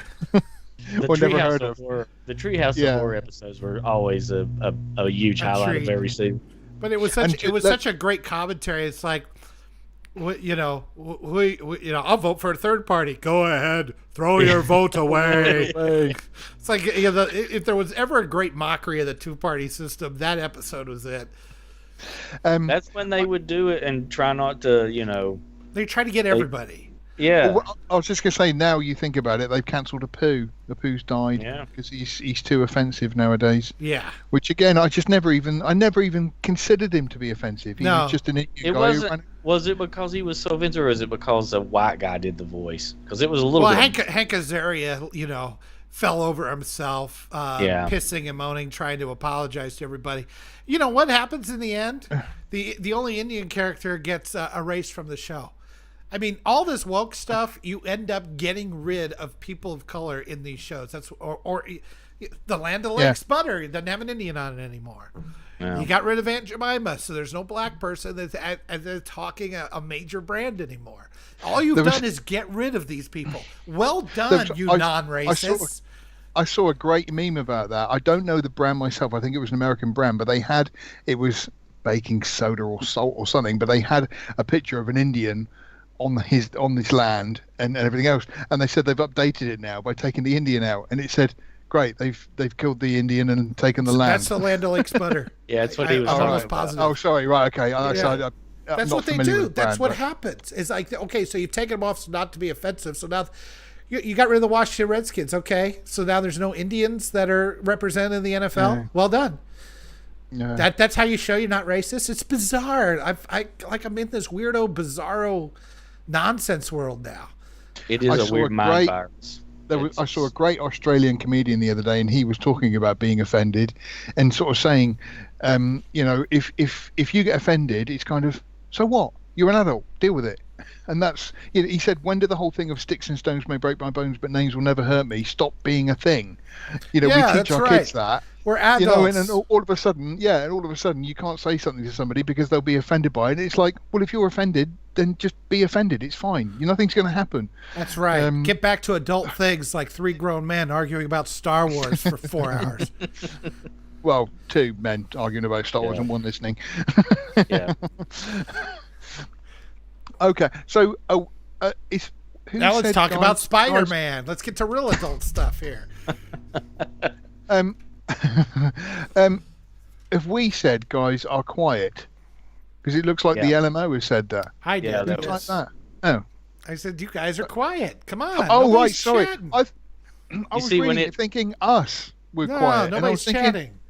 why have we said that we're No, quiet? That doesn't make sense. I'm complaining at the people watching and not chatting or commenting or anything. Because that's we half do our this show. for them. Is Yeah, we we- run we out do of this things for to them. say because we're talentless hacks. So we need the audience to if it to wasn't give for us them, some stuff. Yeah, if it wasn't for these people doing this would have been utterly pointless. that's right. Oh God. Well, we just lost a viewer. I still think 2 of them are me. Oh, one of them's me. I'll tell you that. Unfortunately, I'm watching it on another I computer. don't know. I'm watching it on Studio, so I don't know if that counts as a watch or not. I could turn I was this. just going to say that's disappointing that Yoda's not watching then. Uh, To get our figures up. my mom's not even watching. Jesus. I'm glad my sister hasn't turned up because she's I wonder where Eggy Wegs is. Yeah, he's usually good to do some of our work. Part of for the us. problem is this is football season, and I mean like Mm. playoff season right now. So as far as Americans go, that's all they're Aggie- watching. Eggy Wegs is British, so yeah, I don't he won't like- me. I don't like sports ball at all. So- I was thinking that we should do like in between the playoffs of the Super Bowl, we should do the best sports ball movies because I do like some sports ball movies. Yeah, I can. Yeah, So, when you say sports ball, what do you mean by that? Just sport? Sports, yeah, anything where idiots usually run involves the around ball. a ball and they're running and doing. Because I know you Americans call it football, whereas obviously you should call it hand egg. Yeah. Because it's not football, really, is it? It's They not pick it up soccer. and It's not soccer. He's talking about the American version. Yeah, American Yeah. version where people actually Which is hit equal- each other and not pretend that they got hurt because a guy looked at him wrong, and then they flop that's onto right. the No, sorry. carpet. Yeah, bitching no, and the moaning. American football is the sissy version of rugby that we play in the UK Yeah. here, where we don't take breaks every 5 seconds, and they just play from actually sort of hit each other without all that padding and girly That's stuff. true. Football is the game played by the country that landed on the moon. Actually, Going back to Yes. Look, I'm just saying that actually, we to be didn't even want to accurate, go to the moon because it's boring there, all right? And I'll have you know that a man and his dog flew to the moon from a little close in West Sussex. I'm talking about Wallace and Gromit. So he has been to the moon. Thank you very much. to be So, truly I think- accurate, Sean. Though we played golf on the moon. well, I'm sorry. Yeah. Not only landed but played golf. Yes, So best sports movie has to be A League of Their Own, right? There's no crying in baseball. that is a great movie. Yeah, that is Tom a great Hanks' best role. I one of my favorites is probably Major League. I like that one too. That one is just too much fun and very watched that. irreverent. I think I watched that not even a month ago. I wouldn't say it's probably a sports movie, but I do like both versions, I will say, of Burt Reynolds and Adam Sandler. Cannonball Me- Run. No. Adam Sandler was in Cannonball Run. It would have ruined it. That's not. No, A modern where he classic. where he ends up in prison. Yeah, That's The Longest Yard. Longest you're thinking, Yard. Longest Yard, yeah. and that's a That's it. remake of a Burt Reynolds movie. I said I like both versions. Oh. I actually quite enjoyed both versions. They're both quite good. I need to watch the earlier version, but I thought the Adam Sandler version sucked because it's an Adam Sandler movie, and they mostly suck. What about He has the occasional hit. Happy Oh, Gilmore? Happy Gilmore. Yeah, that's a good Happy one. Gilmore was probably the last major Adam Sandler movie that I thought was really good. Was You actually didn't like the wedding? You didn't like Wedding Singer? No, I loved What Punch about, Drunk Love, but that's not really an Adam Sandler movie. No. I was going to say, what about the other one, Uncut Gems? The what? Uncut Gems. I did. By You know, A24. I wasn't that impressed with it, and mostly Me because neither. think- It was No. it was so predictable. Everything Oh, in it no. happened so predictable. I just didn't get it at all. And everybody was raving about it, and I watched it, and I just thought, no, not getting this at all. Not What? feeling it. And my biggest problem with it is it has all that overlapping dialogue. Like it's supposed to sound natural, but you're just sitting there going, "What the hell are they saying?" I can't. Nobody will shut up for 5 seconds. They all talk over each other. I met somebody today because I unfortunately had to go into work today, and I met somebody today, and we got talking about movies, and he said I nearly struck him, but I didn't. I was very good because he was a colleague. But he said his favourite movie was Grown Ups. Are you serious? Was he serious? Apparently, No judge in the but land would have convicted you. he did start the conversation by saying, "Are you into football?" And I said, "No, I'm into movies." And then we got talking about movies, thank goodness. But then when he said that, I was kind of, no, I'm talking about like actual proper movies, not. I can imagine how Grown-Ups. crestfallen you must have felt when you thought you were going to have a work friend to talk about movies with, and then he says that, and you're like, "Oh, you're an idiot." The only saving grace of that entire movie is Jamie Chung, because I do like her very much. But that's the only saving grace of that film, and she's only on screen for like 10 minutes. What was his thoughts on the sequel, Grown Ups 2? I didn't say. We didn't get that far in the conversation, oddly enough, because I walked away. I don't know why. I mean, you got stand over there. you got high comedy like a deer pissing all over Adam Sandler. What's not to like? That's a good point. I love. I don't know if you guys have seen it, but way back when the Red Letter Media was first getting off the ground, their Half in the Bag show, they did the Jack and Jill movie. Have you seen that episode that they did of that? I really highly recommend everybody watch it because they really say that Adam Sandler is less of a movie maker and more of a swindler. that he, I mean, because Jack and Jill cost $70 million and it ain't on the screen, and they believe that it's all done to make a movie, swindle people out of their money. There's nothing but product placement in it, and they use all that money to pay off his friends, and it can barely be called a movie. Even a shitty Police Academy movie was a movie, you know? It may have been we're just going to make another Police Academy movie, but it was a movie as bad as it was most of the time. But these were beyond that. These were, it was nothing but commercials and terrible jokes just slapped in and no real effort put in any of these movies. Did you guys know that originally Tarantino wanted Adam Sandler to play the part that Eli Roth plays in Inglourious Bastards, the guy with the baseball bat? Yeah. Is that why he made Hateful Eight, or what was it? Ridiculous Six, whichever one he made, right about the same time. But, I kind of wished that we got that. I'd like to see how he done in that part. What's really the crime of Adam Sandler is that he can be a good actor. He can do some pretty good work when he wants to, but he does the laziest, terrible stuff for cash grabs that it's really is. It's insulting. And also, I was going to say also what he does is as well is if you notice, whenever he casts his wife in a movie, it's always somebody unbelievably hot, like Selma Hayek and that kind of thing. You know.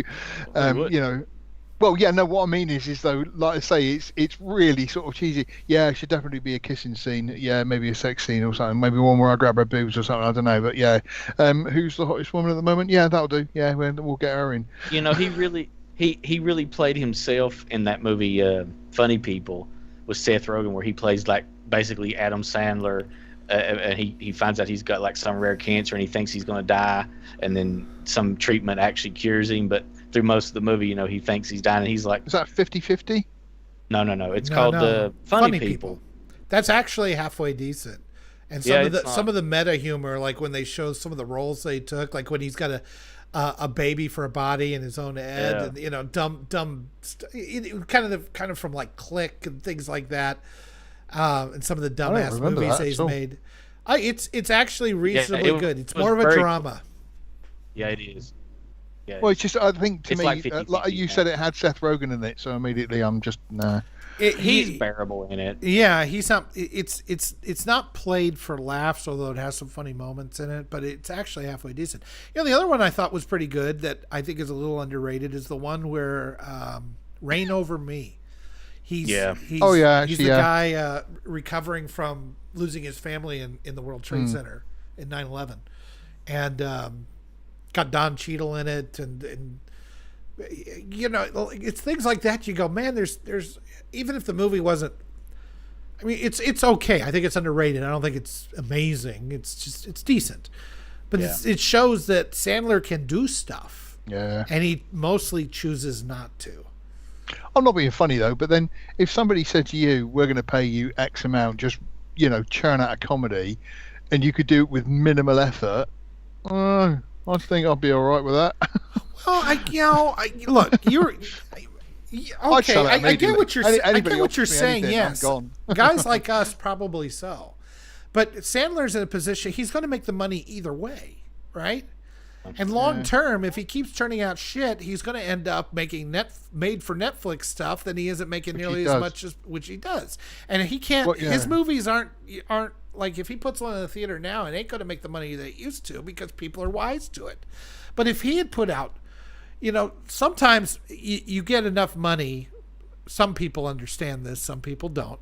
You get enough money, or you get in a position that money isn't the problem. It's about the excellence, I know, like you said, you guys aren't into football. The Kansas City Chiefs have a new quarterback. His name is Pat Mahomes, and he's taken the league by storm. But from everything I see of the guy, he is constantly working on the craft of being quarterback, trying to improve himself. He's taken some steps back. He's taken some steps forward. He's got more money than he'll ever know what to do with. So for him, it's about, how can I be the next Tom Brady? How can I win as many Super Bowls? How can I be thought of, when I die, that everybody will be talking about me the way they talk about, I don't know. Sorry, Johnny. Was Tom Brady in the Brady Bunch? No. Yeah, he played the youngest one. Yeah, he was. Yeah. He was the one. He was the one that threw the football at Jan's nose, or Marsha's nose. If we had lots of viewers, there's probably a lot of people angry right now. Yeah. But my point is that Adam Sandler has that kind of talent to do not only comedies but drama like that, and he could be he could leave a legacy so much broader. I mean, his money, you can't take it with him, right? But he's going to be a legacy, and in the end, everybody's going to think of his legacy as like, there's a guy who had some talent, did a couple good movies, but mostly made shit. Yeah. I mean, okay. Either way, you would have made money, so why not have the better legacy? I guess I'm taking devil's advocate in here. I know what you're saying. No. It's a fair point. No, it's a completely fair point. That, like you say, some people are. I've always said that about Walt Disney. Walt Disney wanted to make entertainment and push those boundaries and make, incredible pieces of work, like Snow White and the Seven Dwarfs was. But his legacy now, when you think of the Disney company, is completely against that, and it's a real shame that it's now turned into this money hungry company that it is. But that isn't Disney's fault per se. No. I mean, obviously he died over 50 years ago. But let's say, Disney, he made his movies. He could have kept making movies the way he did, but he decided he wanted to make theme parks of the nobody had ever seen before, and he set the standard of amazing theme park experience that beyond that, these are guys like that who excel in one thing and then are pushing the boundaries to do something different. You can almost put Steve Jobs in that category, as nutty as he is and as many mistakes as he made, you can't deny that he I mean, Apple was almost done when he wasn't there in the 90s. And they were making just kind of, they were treading water. with their Macs, and they weren't doing anything. And then he comes back and he makes things like the iPod, and then he makes the iPhone, right? Yeah. And you say, well, engineers did that. Yeah, engineers did that, but he was pushing what he wanted it to be. He understood that, and he made things from the Apple II all the way up through his death. Dude had a lot of problems. I'm sure Walt Disney had a lot of problems. Everybody has a lot of problems. I'm just talking about their accomplishments. You can't say Steve Jobs didn't try to accomplish a ton of shit. Yeah. And to be honest with you, Bill Gates was just, in my opinion, a shark who was lucky and knew to take over things rather than do anything really that innovative. Yeah, I agree. Some stuff, but most of it was just he took over the business because he had positioned himself well. Maybe that's what he's good at, is positioning himself well. But now he's just now he's retired from Microsoft. He's just a piece of shit who owns farms and tries to tell us all what to do. Microchip us. I don't know what the hell he's doing. Well, he knows best. He is rich. Yeah. To be fair, if he is microchipping us and then trying to make our decisions for us, I'd love him to give him a go in my life, because I've been making really bad decisions. So anything to help, to be honest. I blue screen enough on my own. I don't need his help. Drunken Yoda needs a driver update. Oh, Jesus Christ. I'll do it later. Yeah, I'll do it later. Okay, right. Are we going to slowly wrap this up then? Because I think we better quickly wrap this up. It's a shame, because everybody's, like I say, usually everybody's been sort of quite chatty and everybody's been quite quiet tonight. So I think the snooker's on over here. That's probably what it is. There's some kind of snooker. We'll figure it out. Yeah. So have we got a topic for next week?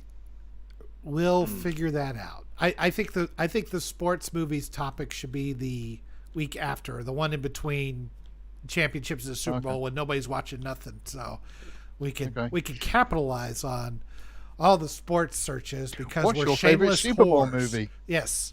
What's your favorite film with the Super Bowl in it? I am not above clickbait. The Last Boy Scout. That's does that count? How about what's the Pacino one? Any Given Sunday?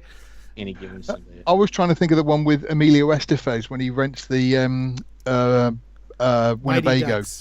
No. That's not, I know that's not a Super Bowl. Duh. That's no, but him and his friends are going to see the Super Bowl, I think it is, and they went over in a Winnebago and end up in downtown LA. You're talking and they get hunted by like a gang. Yeah, in I have absolutely no memory of this movie. Doesn't even sound remotely familiar. It was it was in the 90s, and I think it was one of those. I was going to say it must have been 90s because it was Emilio Estevez. Yeah. The Mighty Ducks money was running out, I guess. I'm sure I actually fancy seeing it again now. I think like Trespass or Judgment Night or something like that. It's something like Judgment Night. I'm just trying to find it now. Hang on. I can't spell Emilio, so I've gone Charlie Sheen, and then I'm going to look at Emilo, just like it sounds. This is some professional radio. Right, there we go. Emilio Estevez. Oh, I did look up Men at Work, which he's got him and his brother. I love that movie. I really do like that movie. Yeah. I do like the bit where and I went. I like it. No, I like it when she says to the girl, what do you do? He goes, I study phrenology. What's phrenology? I study the size of what's asshole. Yeah. Oh, sorry. I mean, the bumps in your head. You should give it another watch. It's funny.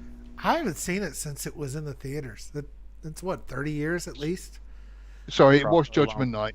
It was Judgment Night. Judgment Night. Okay, I do remember the name, but I didn't know that they were going to the Super Bowl or anything like that. I hadn't seen it. I'm sure it was the Super Bowl.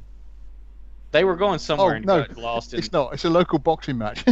It was sport. Sporty sport. Sports I don't ball. know. Yeah. People... they hit each other in ice hockey, don't they? That counts as boxing. So that'll be in what, about three weeks, I think. Let's see, we got this weekend, next weekend, the weekend after. So that's 2 weeks. So yeah, 3 weeks we'll do a sports ball. So that leaves the next 2 weeks. Now I know, disturbingly, for some reason, George wants to talk about the best rape scenes in movies. He's got a real It thing was with not this. me. That was Sean. Thank you very much. It wasn't me. One of you seem to have a thing for that. Not That's me. me. Go on. Yeah. Top 10 favorite. Okay, that's movie you. rape scenes. Okay. Yeah.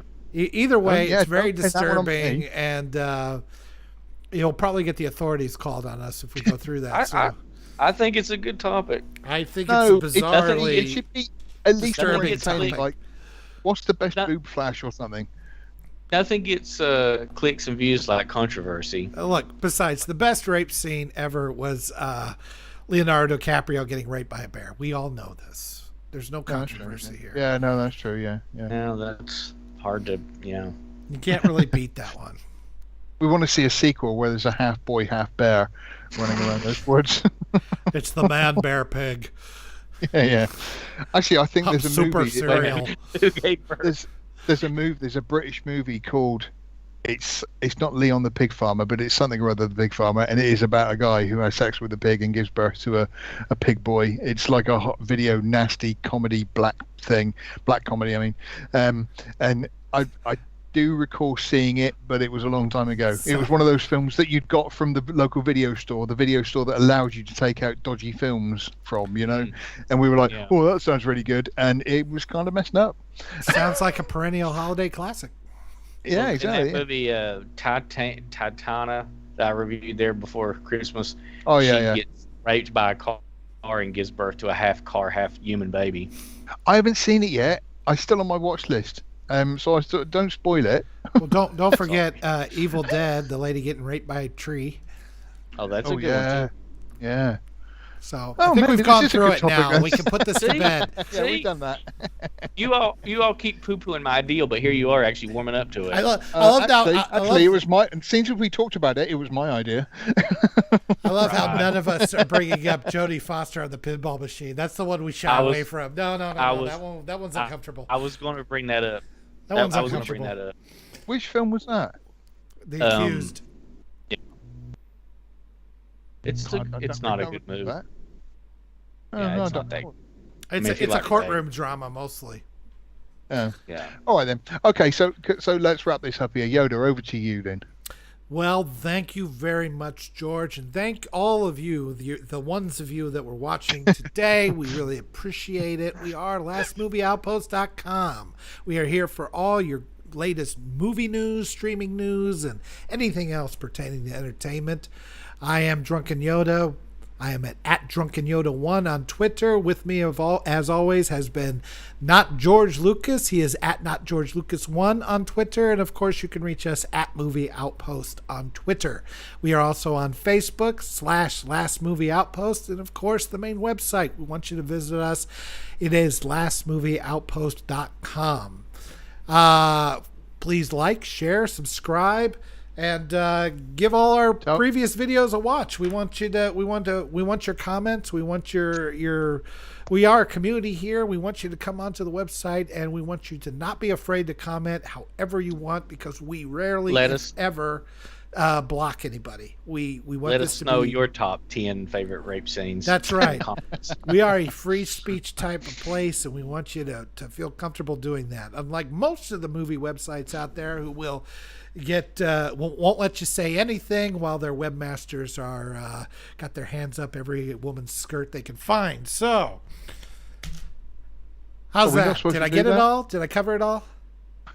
Yeah. We are the cool news now. Ain't we? It's debatable.